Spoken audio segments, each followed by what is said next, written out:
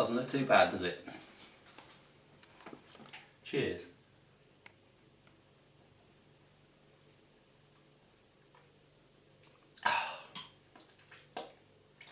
That is pretty good. And here's how I made it. Hello everybody. It's been a long time since I did a homebrew video. Actually, it's a long time since you've seen a homebrew video that I've made. I've attempted to make at least 3 others, but always fell at the final hurdle of actually producing a good beer, because I've been trying to make all grain. Or more to the point, I've been trying to come up with a method of making all grain without a huge amount of expensive equipment. So I think I've nailed it now, and I've produced a couple of very nice beers. So I was going to share with you from start to finish how to do it. Now, the only special equipment that I've got is a 5-gallon stock pot, and I've also got a very cheap mash tun, which has got, which you'll see later, and this, might as well put it in now, is a £2 as in money, pizza tray from Asda, and that goes into the stock pot upside down to prevent the direct heat from getting at the grains if I need to top up the heat a little bit whilst the mashing's going on. I also have this soaking wet because I've just cleaned it, sanitised it, mashing bag, I think it's called. I can't really remember what it's called, but it wasn't cheap actually, but it's very, very sturdy. And you will see what I do with that in a minute when my water gets to 80 degrees, which is the temperature that I've discovered works well. At the moment we're at 74, 75. Now I've also worked out, if you'd like to come and have a look in the pot, exactly how much water I need to heat up to do the mashing, and it's a bit over half of a 5-gallon stock pot to do 6 kilos worth of grains, to do the standard 40 pint 5-gallon brew. Now I like light coloured but strongly flavoured beers, and well hopped, well bittered beers, but I don't like the dark colours because they tend to give me a headache, becoming a bit of a lightweight in my old age.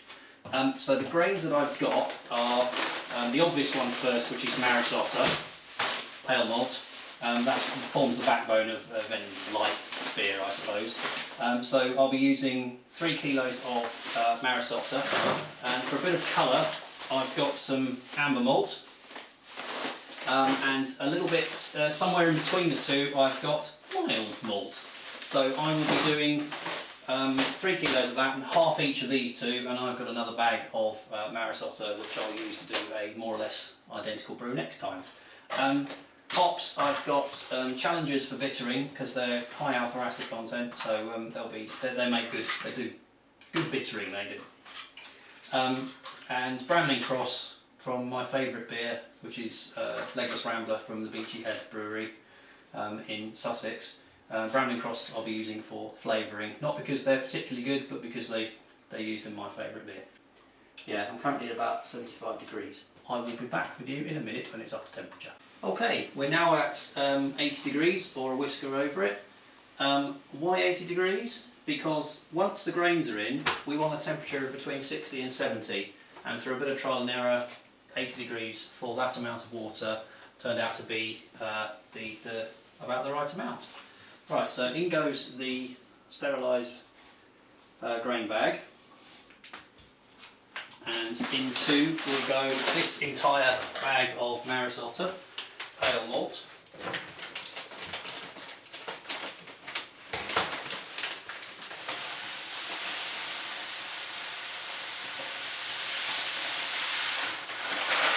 Ooh, that smells fantastic. That's that one. Now I need to put in half of the amber malt, and the way I will measure out half of this is, I nearly cut through my thermometer wire there. Is I've got a luggage scale here which I use for measuring parcels, for sending things out, and I will keep pouring until there's only 1.5 kilos left. Talk amongst yourselves. almost bang on 1.5 kilos. Right, I shall now repeat the process with the mild malt. That's got a distinctly different smell to the last two. I've not used this one before. There we go. Right, we do. There we go. So now we've now what I'm going to do is mix it up. Try and get, because at the moment it's floating on top of the water. I need to get it down into the water. The director has decided that we need to have a look at what I'm actually doing in here. And there you go, water's starting to come up over the top there.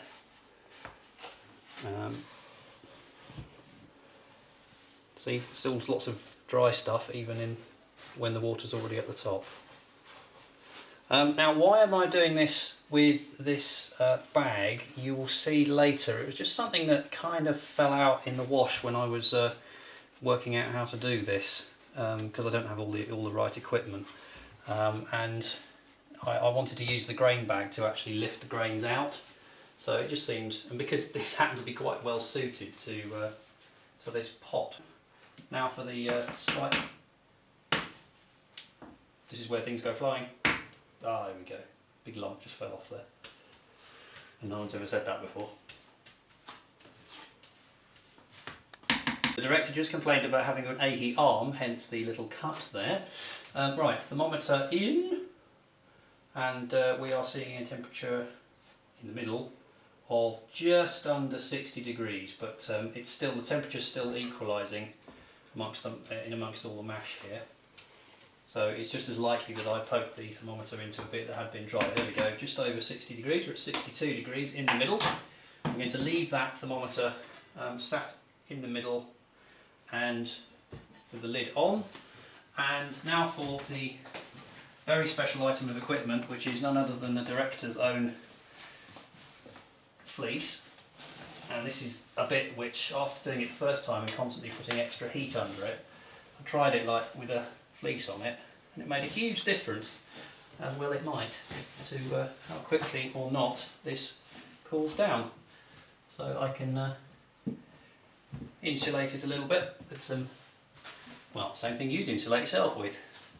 And now we leave it for an hour. Right, it's been mashing for an hour now. I wanted to share with you, because I haven't got any beer on the go at the moment, because it's been a while since I've made any, so I'm going to share with you a drink that's very popular in Poland, very famous Polish dish. I'm half Polish, in case you hadn't guessed that. This is called żubrówka. It is in English it is bison grass vodka. It's a flavoured vodka made with a single blade of grass of a particular variety favoured by the bison, which are native to Eastern Europe and in particular in Poland. And you can buy żubrówka in lots of, well actually it's starting to creep its way into UK supermarkets now. Don't know what it's like in America, in North America to buy, but it's just a lovely herby sort of flavoured vodka. It's subtle but delicious, and I'm having some now. You're supposed to neck it, but I like sipping it. I like to drink it like whiskey. Anyway, so our mash has now been going for an hour. Where the thermometer is, it's still 67 degrees. So I'd say that's pretty good. Now you're going to see why I use that bag, because I have to transfer it to my cheap and cheerful mash tun. This was less than 10 quid. It's got a strainer at the bottom, linked up to the tap. It always leaves a puddle in the bottom, which is annoying, but experience of using this has taught me that if I remove the bag from the pan and top it up to the brim with water, I will get near enough my 5 gallons in my pot. So that's what I'm going to do now. Right, this is the bit where things get messy. Now this comes with a drawstring, and as I said before, this bag is actually very strong.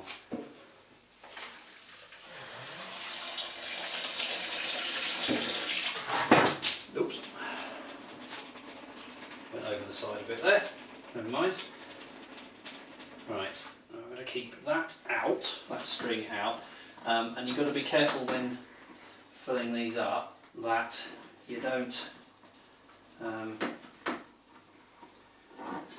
made the mistake once, being a bit overzealous pouring the liquor in, because you cycle it over a few times, that you don't get grains coming back out of the bag and going down the sides, because then things get very messy very quickly.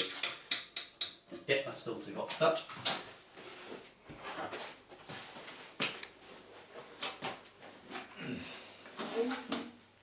And your pizza pan's going to fall out now.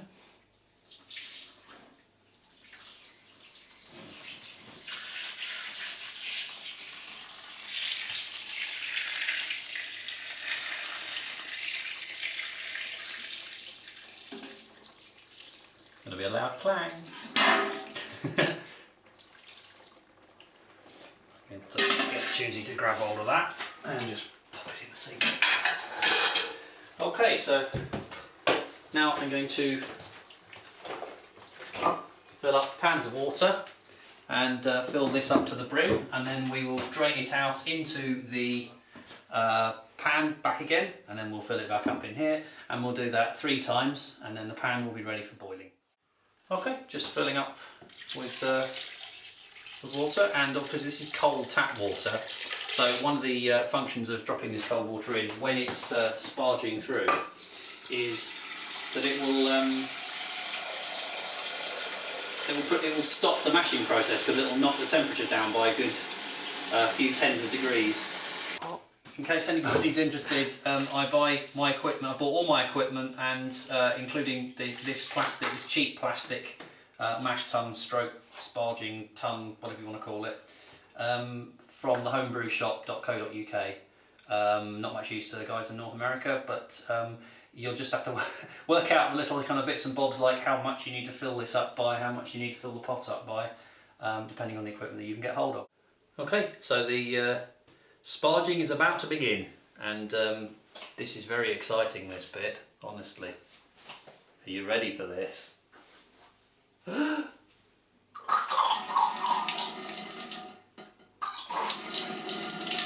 a bit gross, actually. Okay, and that's it for about the next probably 10 minutes, because the more it goes, the slower it will go. And then we will take what's in the pot, put it back in again, and repeat. And we'll repeat it twice more after this time.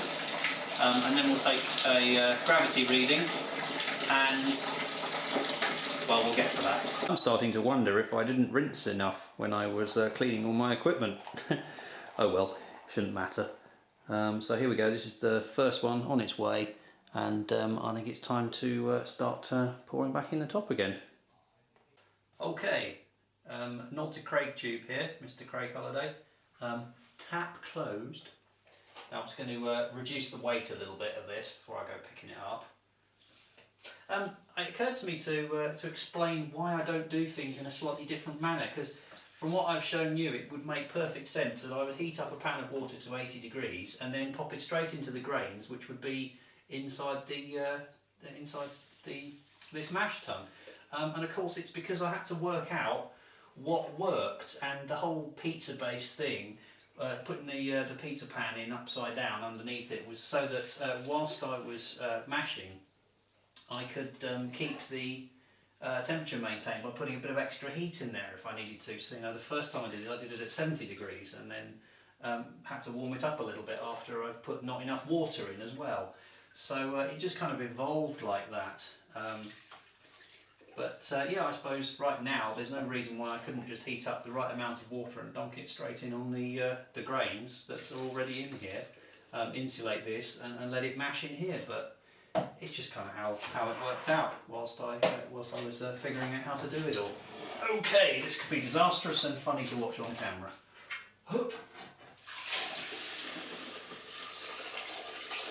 Anyway, so the grains are escaping. There we go. One sticky chair to clean up afterwards, but seeing as that's going to happen again. You filming the sticky chair? Yeah, we lost a a few spoonfuls there. Right, so and repeat. Okay, third time done. I'm going to take my big bag of messy grains. A lot of the grains have come out this time, and with the aid of the bathtub I will remove the bag from the mash tun, and I will get that last puddle in the bottom. As you saw, there's a good sort of ½ inch in the bottom that gets stuck there, that can't come out through that tap system. But right now, what I need to do is to check the gravity of my wort, as it now is, because I need to check that it's going to make me enough alcohol in my beer. And this is the bit where I basically cheat. Now I'm going to give it a stir, because I want to make sure that I get a good reading. Sometimes if you take a reading from the top, you actually see that it's less sugary than the bottom. So I'll give it a good stir round. And I'll take a gravity reading. Come on. Okay.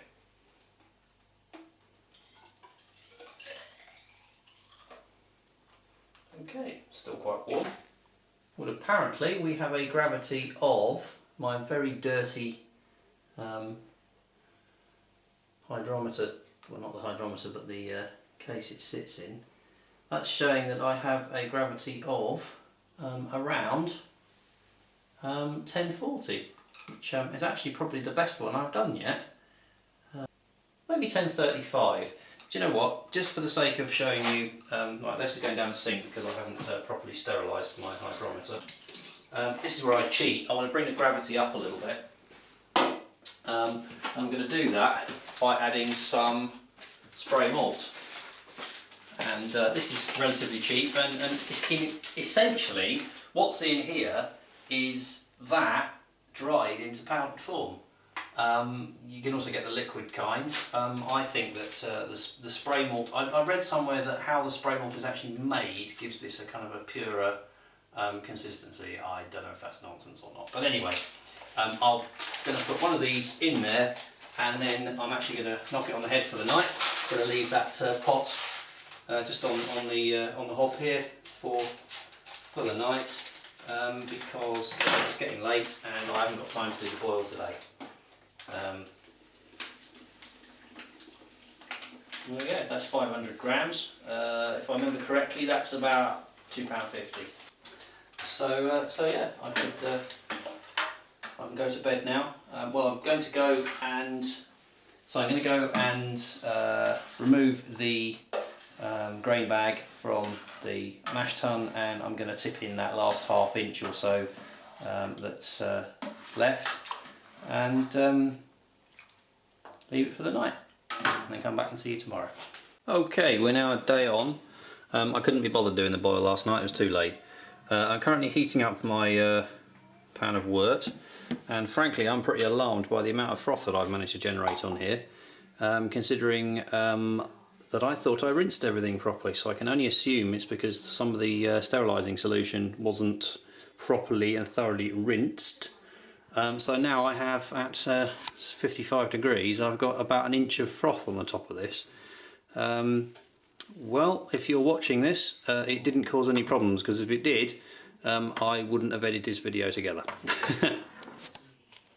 Okay, I'm just going to put together my hop bag for the bittering hops, which is my Challenger hop. Okay, so I've got here a hop bag, and I'm not one to weigh out things, so what I'm basically going to do is break off about half of the oh, they smell gorgeous. Oh, love that smell. Break off about half of those, so it's 100 grams in there, so I'm going to put in 50 grams or so of Challengers to do for my bittering hops. Get in there, and it's as simple as you're basically making a giant tea bag here. Now once it's in here, I can break it up and give it some volume, and believe me, when it's been in the pot for an hour, this will have swollen up like a grapefruit. My Challengers are going to go in for a solid hour. The Bramling Cross is going to go in for, or some Bramling Cross for, half an hour, because I want bittering for an hour, flavouring half an hour, and some aroma. I might chuck in a small bag of Browning Cross at the end, just for a bit of aroma for the last sort of 5-10 minutes. But for now, wait for this to come to the boil, go through the hot break, which I'm a bit nervous about given that I don't really have good control over this crappy electric hob compared to gas, but hopefully I can control the hot break and not let it overboil, and we'll go from there. So I shall see you then. Okay, we're at 96 degrees here, and it's not going to be long before I have to keep a very close eye on my pot, make sure that we don't boil over when the hot break starts. Just for the sakes of continuity, I have to be honest, and I just went through and spent some time dragging this around like a fishing net and pulling out all the spent grains that were still stuck in there, and it also had the handy byproduct of getting rid of a lot of the foam. So anyway, I didn't cheat, but I cheated. Here we are, starting to come to the boil now, and I've just got to keep an eye on the height of the froth here. I'd say that's coming to the boil now. I just need to keep an eye on it for sort of the next 10 minutes to make sure that well, wait until the froth dies down a bit and then the hops can go in. Okay, it's been about 5-10 minutes now. The thermometer says it's at 100 degrees.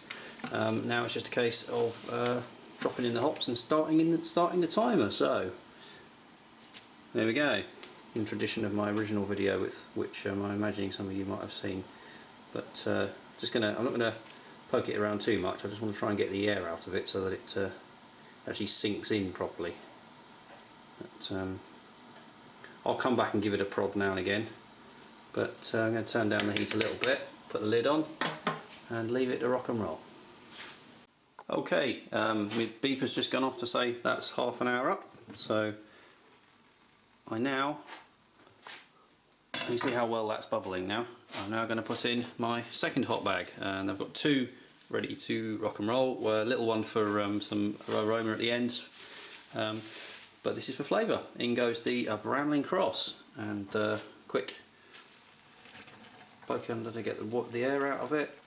See how the other one's actually just breaking the surface now. That's what we want. So get you in there, and now I'm going to set the beeper for 15 minutes, and I shall see you shortly. Okay, my 15-minute alarm has gone off, and I now need to add my final hot bag, which is for aroma, and I also need to add in one of these bad boys, Protafloc tablets, also known as Irish moss, just clearing agents for, there we go, and it will pop in there and it will fizz away quite happily, and it'll help clear the beer. We all know what that's for anyway, don't we, boys and girls? Anyway, let's give that a poke around, set the time for 15 minutes, come back, and I'll see you in a bit. Right, hour's up. Time now to take out my hot bags. I've taken the heat off. Now, I got in trouble last time. Somebody commented about not squeezing the hot bags. I really don't care. It's gonna taste nice no matter what. Let's drain those out a bit. Now, although it's an all-grain brew, one major piece of equipment I have not got and have not invested in, and until I find a real reason to do it, I won't be investing in a worked chiller. So, the only way to proceed from this point onwards, and ow, that's hot, is I'm going to let it cool down, and I'm going to let it cool down overnight. And I've done this 3 or 4 times, and every time it's worked well. I don't know that the cold break makes that much of a difference.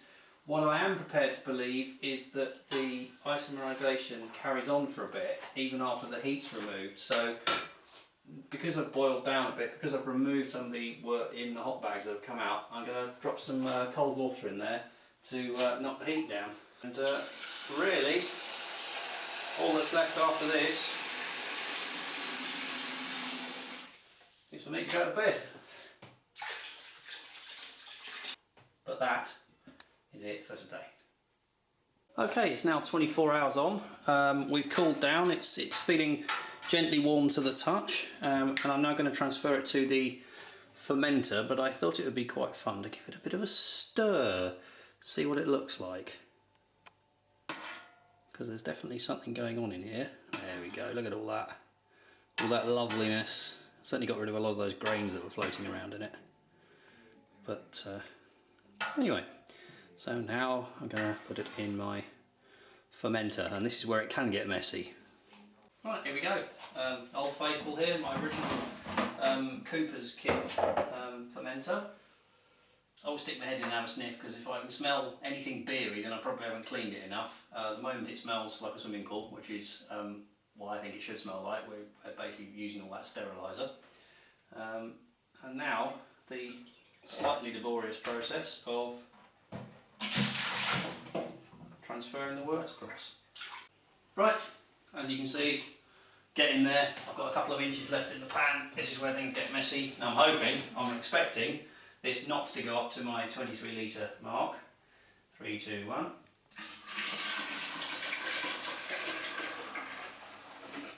There we go. How did we do? Are we close? Not quite enough. Fully expected that, and that gives me a chance to add the all-important Camden tablets. These are the sodium metabisulfite, which saves, I'm putting 2 in, saves you from the chemical reaction that can occur between the yeast and the chlorine in the water, as I understand it. Not an expert, had a couple of brews go completely wrong. So since then, I've always put these in and never had a problem, and I think other brewers have had exactly the same experience if you go on the forums. So the rule is to crush them up. Usually people put only 1 in, but the actual instructions, although they're for winemaking, are to put in 1 per gallon. So I'll put 2 in for good measure. Get a bit of oxygen in there.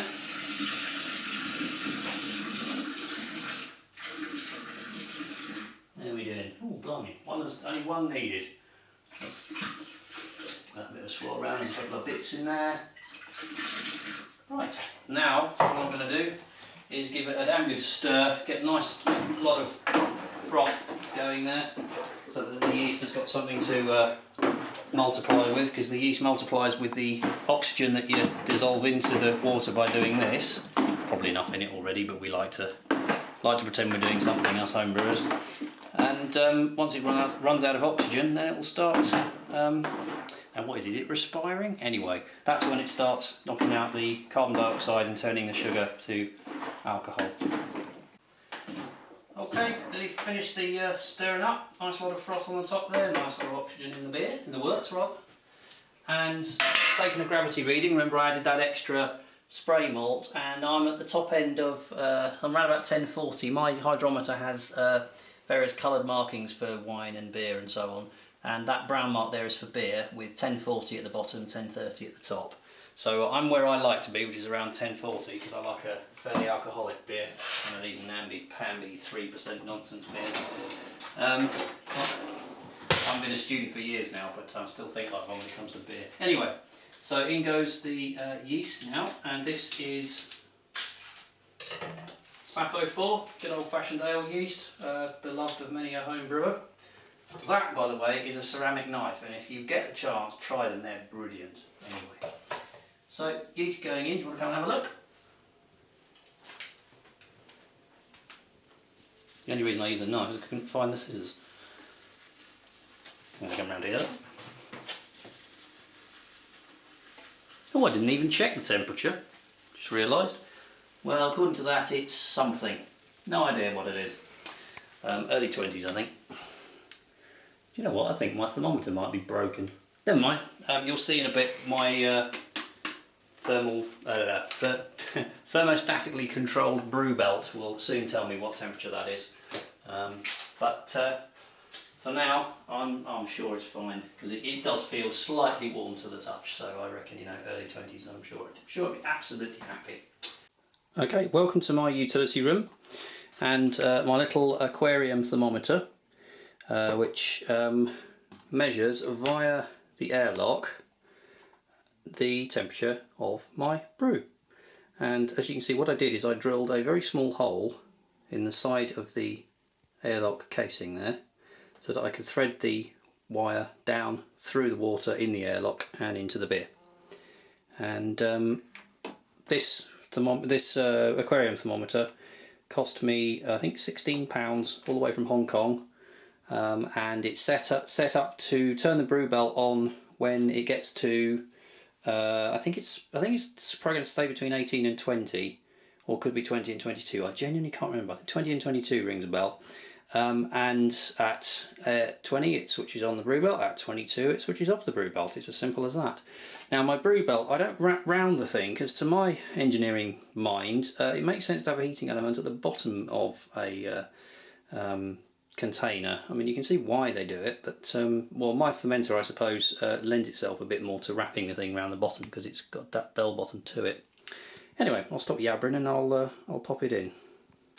Okay, so my airlock's in, water has been added, and my thermometer is indeed telling me that it was a bit warm, although it's been in there 24 hours and yeah, it hasn't even got down to room temperature yet.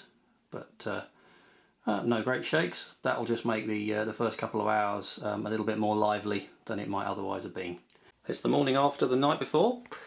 We're now down at 24 degrees, still a little warm but coming down, and somebody's happy. Certainly smells fruity in here. Got a nice yeast head growing there. Yeah, getting there. Lovely jubbly. Right, it's now exactly a week later. I've got my fermenter ready to fill up my corny keg, but I always do the bottling first because the corny keg holds 37 pints, and technically I've brewed 40 pints. Actually, probably brewed a little bit more, and experience has shown me to bottle more than I think I'm going to need to, because I always end up with a pint or so that I'm wasting because I can't be bothered to go and track down another bottle. Plenty of other videos on bottling, you've seen it done already by me in my other video. Thought I'd show you my toy, which I've started using glass bottles. I'm just recycling the bottles that I've bought. But this is my capper, in case you're interested. That was all of about £16. Bag of, do you want to come closer and have a look? Bag of 100 caps, I think, was £2, so not very much. Very, very clever bit of, for what it cost, it's very clever. Little magnet in there, and then all I simply do is put it on the top, bring it down, push down with the two handles. That is a sealed bottle of beer. I like doing glass bottles because I can give them away and share my home brew. And the bit I forgot to show you, which you might have seen in the background there, is my hydrometer showing that the beer's done. Frankly, I don't even bother with the hydrometer anymore. I'm only doing it for the sake of this video. Every single one of them I've ever done has always ended up, plug-in camera, has always ended up more or less in the same place, which is about 10, 12. Basically, I don't even care anymore. I just drink the stuff. Some people like to leave things in the fermenter for a whole week. Sorry, for more than a week. Some people like to leave it for 2 weeks. This thing fermented down in a speed I've not had before. I think it done most of its fermentation in the first 3 days. But I left it to go for a full week. It's probably still got a little bit to go. It certainly smells done. And I like a little bit of fizz, but I don't prime the keg, I only prime the bottles.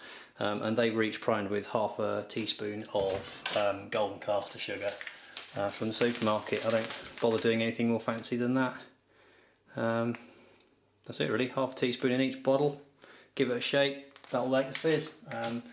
This is where you wish you had smell-o-vision. Oh yeah. Woohoo! And that's beery. Anyway, I'm about to fill up my corny keg. Okay, now here's how I drop my the beer into the keg. I've taken off the tip of the bottler. I'm just using the tube, so that drops it down about 18 inches into the side of the keg. Now, of course, the golden rule is you don't aerate your beer. You don't allow air to get into it. So the way I do that or prevent that, is rather than having a long hose going into the bottom of the keg and give me more things to wash, what I do is I'll let some gas into it. Got my bottle and reg here. I'll just let some gas into it.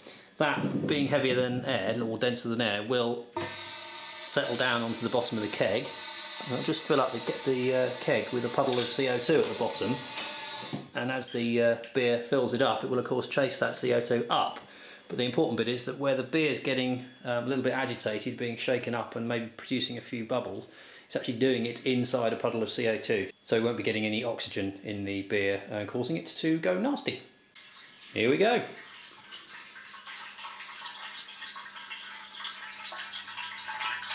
Oh yeah, that's beer. Okay, I think I got that about right. Yes, I do fill it that far up to the top. I know I cleaned everything, and I know that even the bottom of the gas feed is clean, and I don't see any way how beer can get back up it, or even if it does, it isn't going to go far. So yeah, I'm not fussed about that at all. Anyway, so I shall now, with one hand, because my director's in the shower, I shall now fit the lid.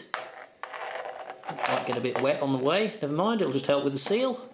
Oh bollocks, I put it in the wrong way round, so now that's in the way. Here we go, this is difficult one-handed. Okay. Now, one of the things on these, because these are a second-hand keg, supposedly refurbished, which just means it has a couple of dents in it. When I shut it fully, like down to the snap like that, quite often I get a leak around the outside, so I found that just lifting it up to where the little legs there are straight, pulls on it just that little bit harder and keeps a good seal.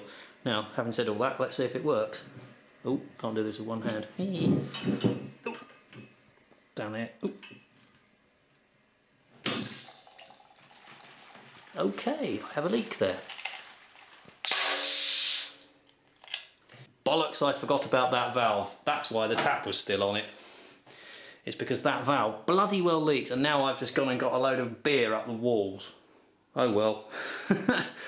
The perils of brewing your own beer. You can see the line going all the way over there.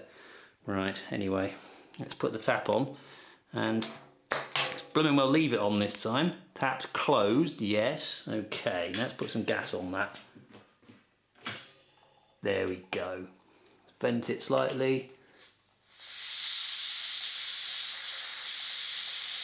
There we go, that's CO2 on there now. Okay, so I'm going to go and clean up the beer off the walls now. Okay, so my director is in the shower at the moment, so I'm going to have to do this for myself. You already know how this turns out, because you watched this at the start, didn't you? I wanted to take a moment to say thanks for watching, and for anybody who wants to leave comments, constructive comments, please go ahead. I did this as an exercise in doing an all-grain brew for as little investment as possible in equipment. You don't even need a keg, obviously. I just do that because it's easier. And yeah, just really was just a 5-gallon stock pot and a very cheap mash tun and a grain bag has allowed me to do all-grain brewing. So I hope this has been of interest to people. And yeah, any constructive criticism, anything I could have done a bit differently, anything that doesn't involve buying any new equipment that could make a better beer, I'm all ears. Looking forward to hearing from you. So what does it taste like, now that you've seen how it was made? It's got a distinctly grainy smell rather than hoppy. No bad thing there. It does genuinely smell quite a lot like the grain bags when you open them. Much more mild than that. It's got a little, slightly kind of acidic in it, and frankly it smells like beer. It's basically really nice. And I'm not one for blabbering on about what it's supposed to taste like with various chocolate notes and flowery notes and whatever, all herby essence. I'm bollocks to all that. It's damn good beer. And if this video's achieved its goal, you'll want to go out and invest in a 5-gallon stock pot, a cheap mash tun, and try and do the same thing yourself, because it's damn well worth it. Cheers.